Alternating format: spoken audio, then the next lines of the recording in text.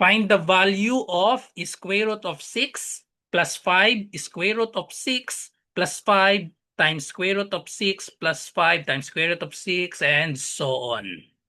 So continuous 6 plus 5 square root, 6 plus 5 square root, and so on. So to find the solution, so we let x be this term, let x be all of this term. So the continuous square root of 6 plus 5 and so on.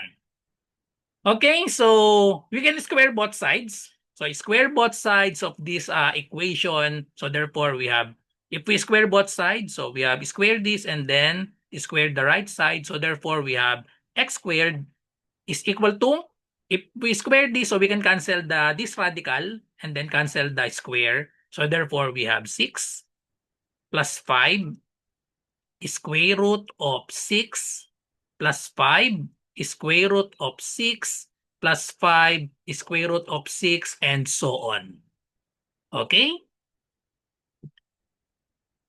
Now, we let x in the original equation, x is equal to square root of 6 plus 5 square root of 6. So therefore, this value is equal to x.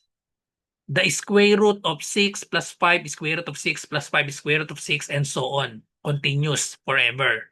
So therefore, we will substitute x to this. So we have x squared is equal to 6 plus 5 times this term will be x.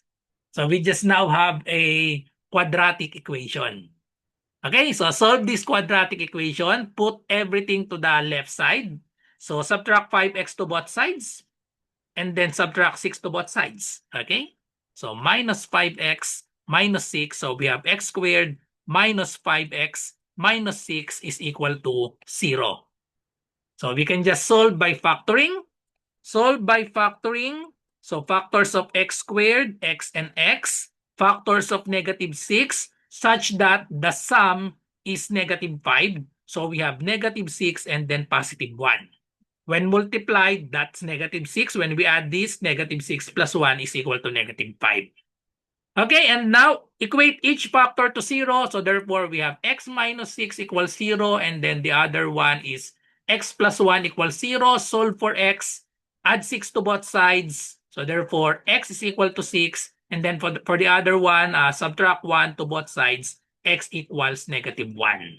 So x equals negative 1. This is, we reject this. The answer to this cannot be negative 1 because we have square root of all positive numbers, so that cannot be negative 1. So the correct answer is x equals 6, which is letter A.